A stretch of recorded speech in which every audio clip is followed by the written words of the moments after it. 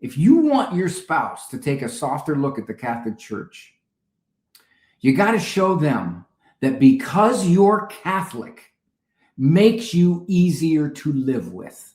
Mm-hmm. You're kinder, you're more forgiving, you're more charitable, you're more tolerant, you're more complimentary. Your Catholic faith is making you a better person, and that's to their advantage that you are Catholic.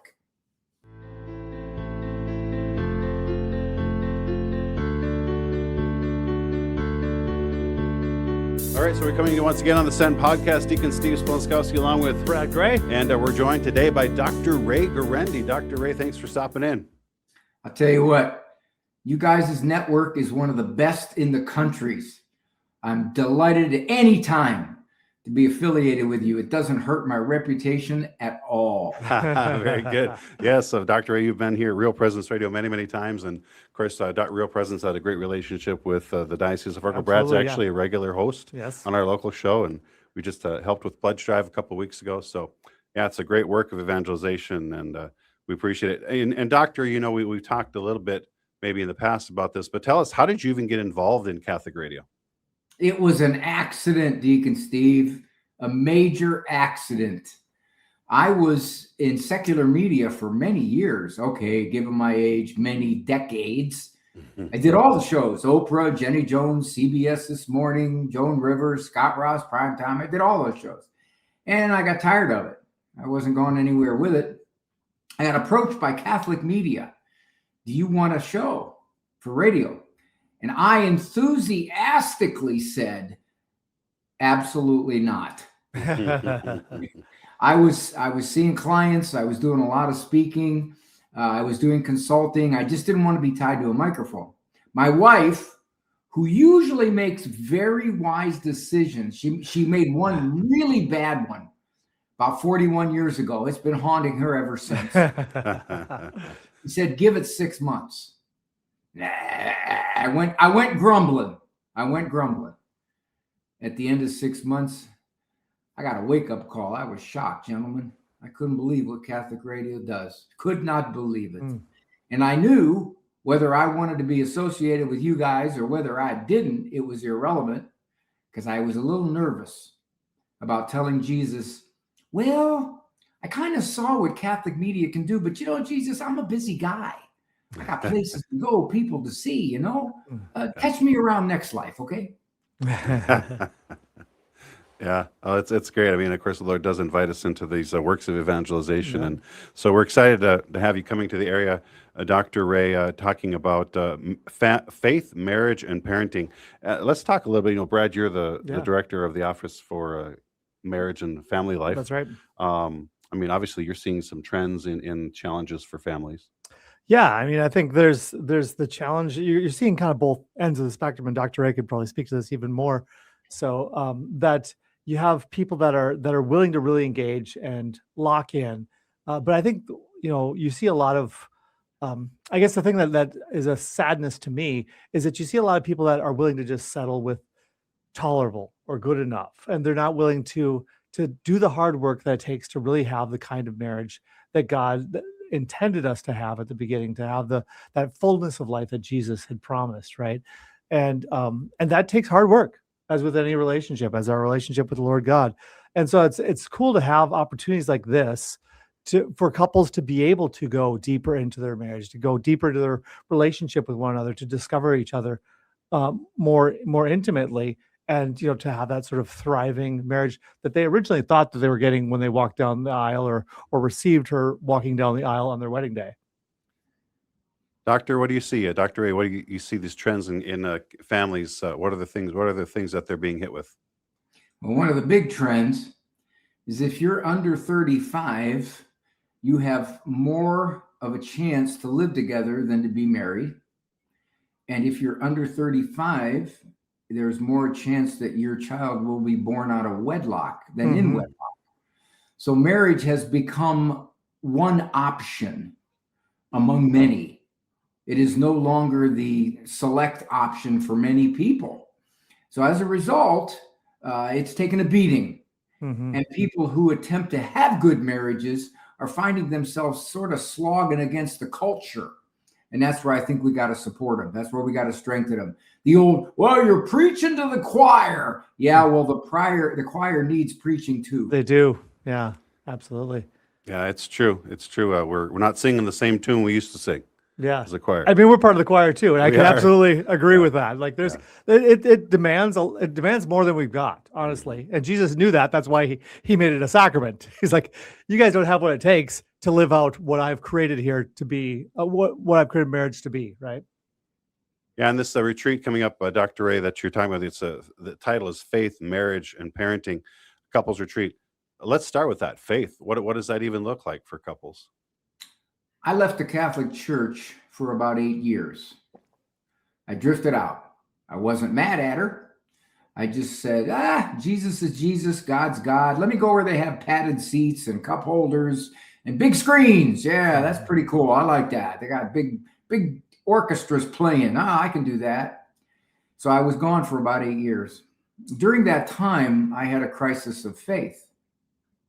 In the Protestant world, there are many things that for me at the time didn't make logical sense. I couldn't square them. They seemed to contradict themselves. So I looked back at the Catholic Church and I said, okay, what do you have to say about this?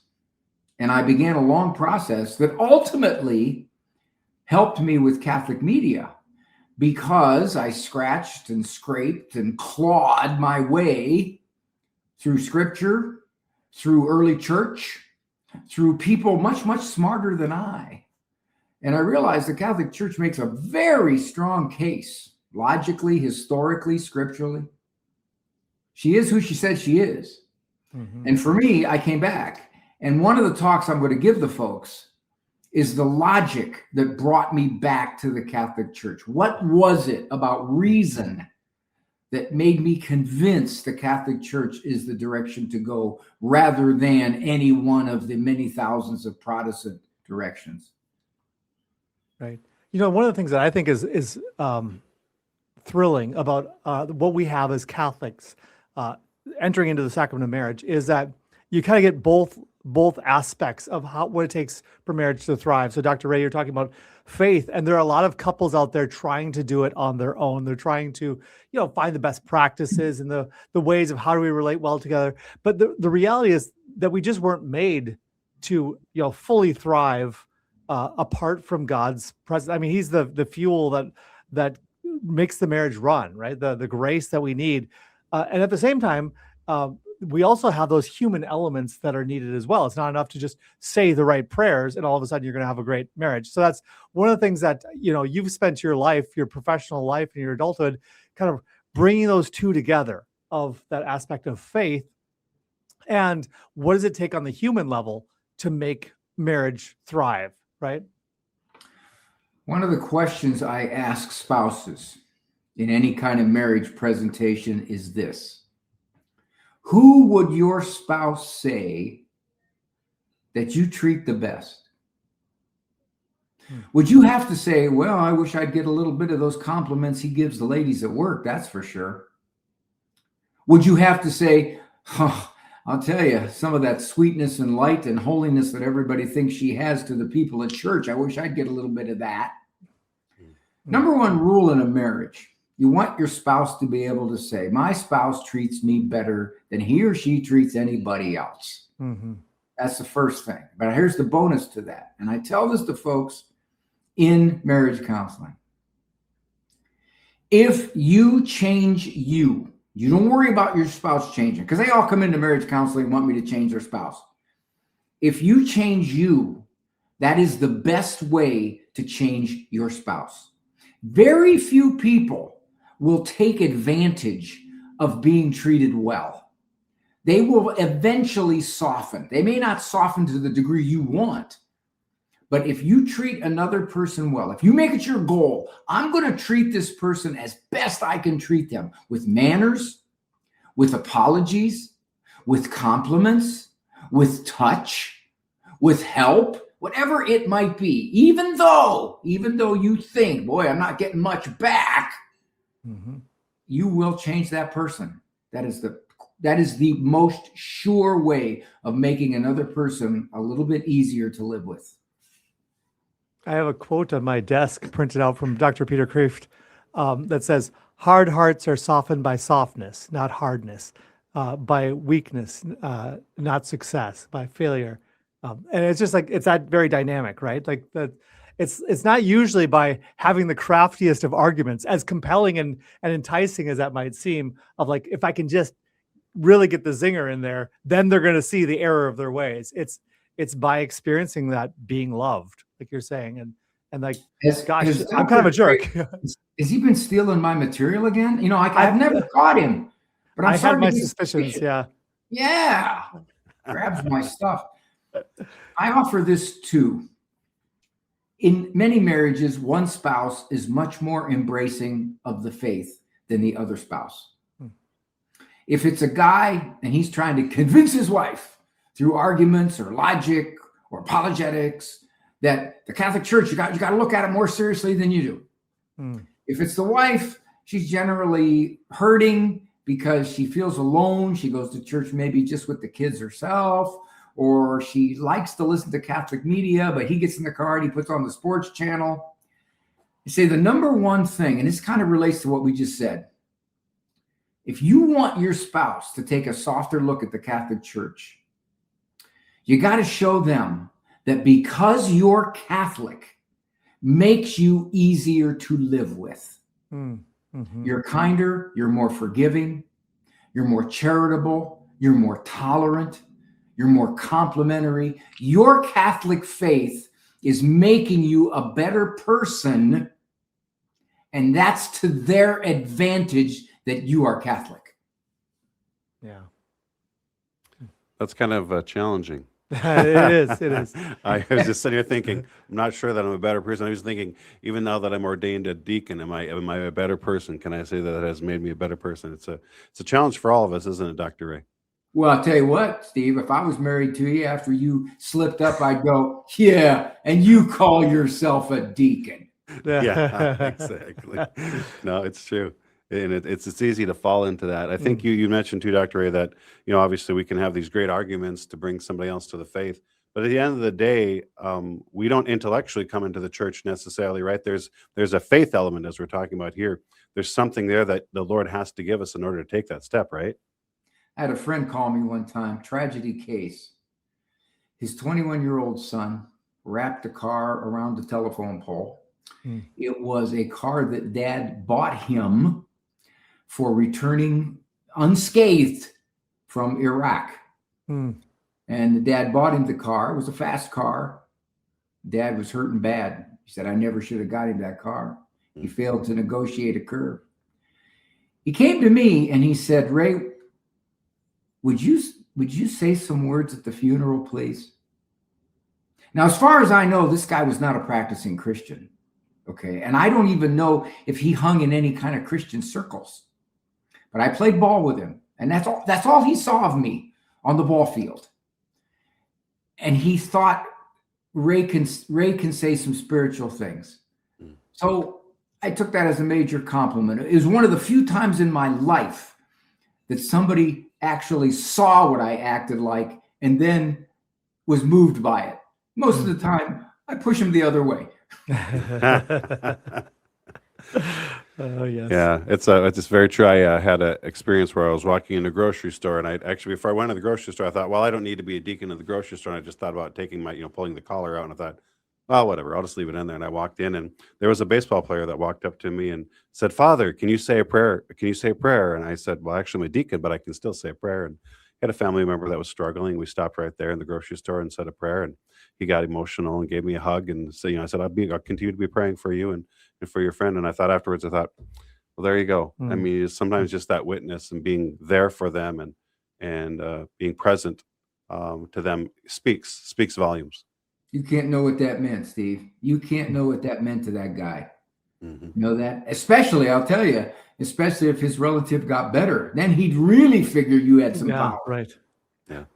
Yeah, I felt actually at the end, I felt like I should have, and I didn't have a business card on me, but to give them a card and say, you know what, keep me posted on how they're doing. Because I really did want to know, but I missed that part. But I thought, it is important. Relationships are very important in drawing people to the Lord and really journeying with them. And that's why family is so important.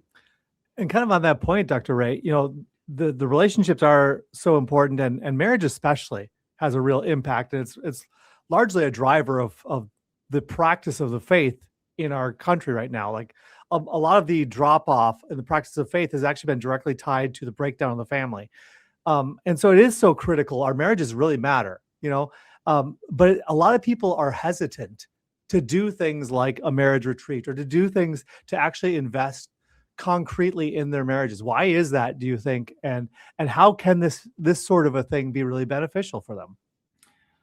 I was a bit hesitant myself to take on one of those marriage encounter weekends. So what I did is I sent my wife, I said, honey, see what you can learn.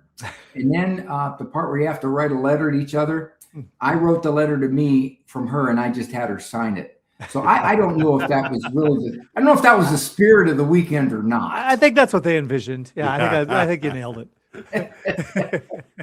Well, I would say this, gentlemen. One of the things that we Christians have to struggle against is a culture that no longer thinks like we do. It just doesn't. It may still in name be Christian. It may still in name say 90% of people believe in God. But really, it's what I call the new atheism. The old atheism made sense. There is no God, therefore I'm pretty much my own God. The new atheism is all over the place. It sits in our pews. The new atheism says there is a God, but he thinks just like me. My aunts and uncles, I had 6 aunts and uncles, pairs of aunts and uncles. And I look back on their marriages, and some of them were pretty rocky. Some of them were rough, downright rough. And if they were married today, there's not a whole lot of doubt in my mind they'd be divorced. For many reasons. Probably because the culture applauds, the therapists applaud if you're not happy. But they didn't. They persevered till death. All of them, every single one of them. And I thought about that. And I thought, what a testament to the persevering human strength of marriage that you did this for life. And there were reasons. Boy, they were some pretty solid reasons. But they didn't. And that was just 2 generations ago. So anybody who finds themselves in that situation is going to be a minority. I had a lady come up to me one time and she said this. My husband left me with the kids. He had an affair. I hate to use that word. I shouldn't even use that word. It makes it sound fluffy. It makes it sound like you're going to a festival. He had an adulterous relationship.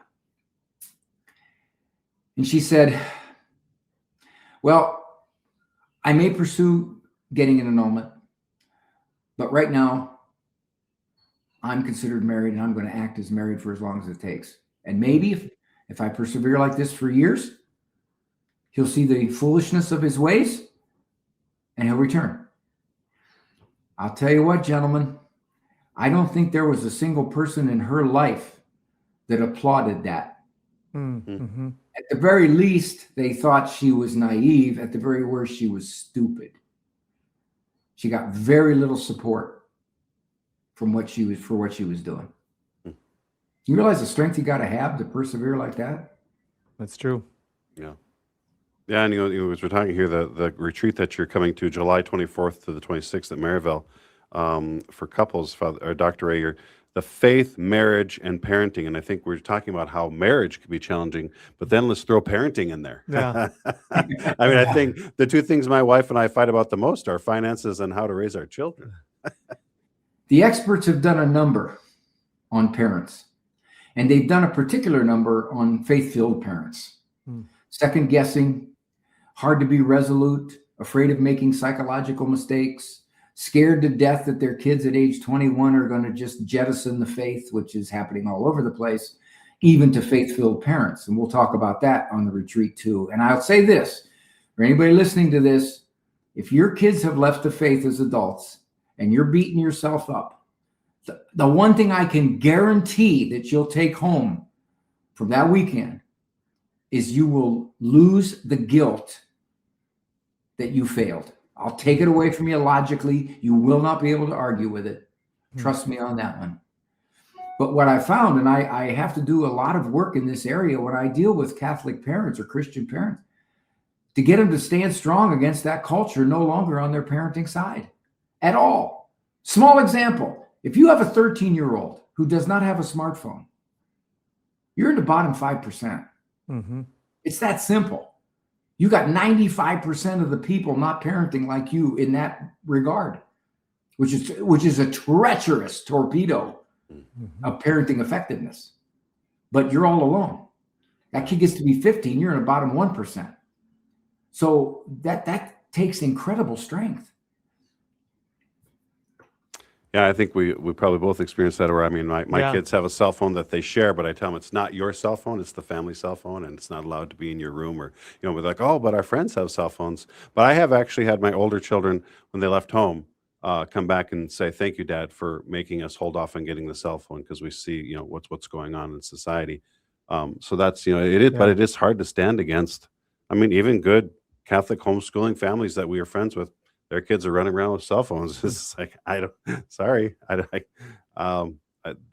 there's a lot on the internet and on those cell phones that they can get into. Yeah. And that is one of the things, Dr. Ray, that like for us, we're having to deal with things that our parents never even conceived of. Like there was not a question when we were growing up of whether I give my kid a cell phone or not. Like what is the appropriate amount of screen time? I mean, sure, there was TV, but I think for parents, it is so confusing because there's just these whole new worlds kind of burgeoning right in front of you. And you really have no model to go off of like, what does this look like from a sane, faith-filled perspective? A line I use in my parenting talk is that this is not a farm in 1880. If it were, you wouldn't have 90% of these socialization problems. You wouldn't have to deal, as you said, Brad, with the idea that I'm not going to give you a smartphone. What's a smartphone? You wouldn't have to deal with putting screens on the computer. You wouldn't have to deal with friends who are being radically raised differently than you're raising. There was a social glue that was more or less present in 1880, much more sturdy than now anyway. So yeah, you would not have had to deal with much of this stuff. And that's how I'm going to walk parents through. What do you do when your kids resent you? What do you do when they look at you like, how can all those people be wrong and you be right? Sure. What do you do when they get sneaky and deceptive? Deacon, that's why a lot of Catholic parents yield, because the shrinks have convinced them if your kid is too different from the pure norm, you're gonna deal with rebellious, deceptive, immoral, sneaky, perhaps hate-filled conduct. You're going to psychologically ruin your relationship with your kid if you don't yield to some of this stuff. I mean, that is the drumbeat. Yeah, it's scary. I mean, the things that our kids they learn pretty much anywhere in the world, and it can even be in some Catholic circles where there's that pressure to be like others, to be so busy, right? So busy that there's really no more family life. Even though the idea that you homeschool and you come together, but you're now so busy that there's just no family life left anymore. We're all, I mean, I think guilty of that, wanting to be running from one thing to the next, and the family is the one that suffers from that family relationship. And so we really want to give parents the opportunity to come together on a weekend. This retreat with Dr. Ray Guarendi again is July 24th through the 26th at Maryvale Retreat Center, sponsored by the Diocese of Fargo. You can sign up online at maryvaleND.org, or you can also go on the Diocese of Fargo /marriage-retreat site there. Dr. Ray, have you given marriage retreats like this before? Is this one of your first ones, or how many? I have. I've done a lot of missions. Will there be other speakers there with me, or am I blabbing the whole thing? You're the blab. You're the main act. Oh my gosh.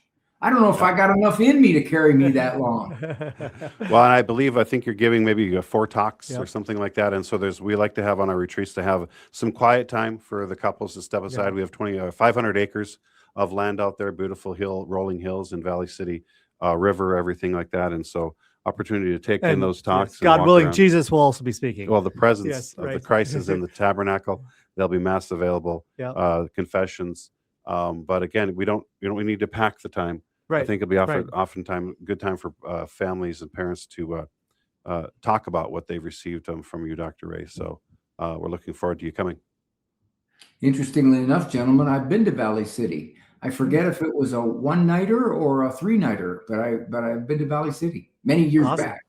Yeah, wonderful. Yeah. Return trip. Yeah. I was there so long ago. It was Valley Town. I remember. Valley Village. Yeah, Valley Village, and now it's Valley City. Very good. Yeah. So again, folks, if you're interested, and we kind of have a limited space. So we talked about anywhere between 20 to, we currently have 20 beds available, but we're with construction, we're hoping to increase that to up to 30. So limited space to spend the weekend with your spouse. And then also Dr. Ray, your spouse is more important, but Dr. Ray's, a close fourth, I guess. Jesus is in there as well. Yeah. But looking forward to having you come and talk with us on, again, faith, marriage, and parenting. Brad, thoughts that you want to share with our listeners? Yeah, no, I'm just really grateful, Dr. Ray, that you're willing to come and do this. I mean, a lot of people have been able to benefit from the work that you've been doing with Catholic media for, decades now. And I think it is one of those things where there just are there's so much complexity and messiness in family life. Everyone knows there's no manual, but having someone that can be a wise guide in terms of like helping to decipher some of the contours and the dynamics of what does it look like to thrive and flourish from a faith-filled, humanly educated perspective on living the life together as a husband and wife and as parents. I think that's just invaluable, because I mean, the reality is we weren't made to be able to do it alone. Like we were made to need each other, and we're grateful that you're willing to come and share the expertise and all of the years of experience that you've gained through your ministry and your work, so that we can thrive in this, and that ultimately the God's name can be glorified in us, our marriages, and our families. I can offer you this, gentlemen. In between the talks, I certainly would be willing just to sit and visit here and there with individuals who might say, okay, Dr. Ray, can I ask you something about this? Yeah, we can do that. Awesome. Yeah, I think people would really enjoy that. And of Totally. course, you're very easy to talk to, Dr. Ray, and maybe your jokes are always somewhat funny. So. Hey, you're not getting hey, given what you're paying me, gentlemen, you're lucky you're getting verbs. No, it'll be a great time. I think. I know everybody will come away, refreshed, renewed, and really willing to take another look at family life. Yeah. Spending that weekend with Dr. Ray again, July 24th through the 26th, Maryvale Retreat Center. You can go to maryvaleND.org to sign up. Or Diocese of Fargo, so fargodiocese.org/marriage-retreat to sign up again for a retreat with Dr. Ray Guarendi. So thank you, Brad, for hosting the retreat for the Office of Marriage and Family Life here at the diocese. Yeah, and we love bringing people to our retreat center that we have out there. Dr. Ray, I know you'll enjoy it too. It'll be beautiful in July. Nice weather. It won't even be 20 below, Dr. Ray. It'll be nice. I heard you guys have summer from I think June 21st to July 19th, I think. Sometimes even longer. On a good summer, yeah. So, well, wonderful, Dr. Again, as Brad had said, thank you so much for the work you do, that you can continue to do, and blessings on you. Safe travels as you come to join us in July for the retreat at Maryvale. Looking forward to seeing you. Thank you guys so much. Yes. All right. Brad, again, thanks for joining us on the Send Podcast. It's a glorious thing. Yeah, absolutely. Folks, and again, this is our Send Podcast, and as we say, go and announce the gospel of the Lord. Thanks be to God.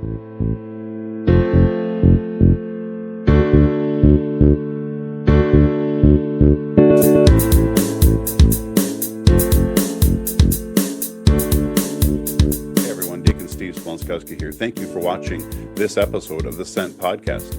If you'd like to check out our other Sent podcasts, you can find them at fargodiocese.org/Sent. God bless you.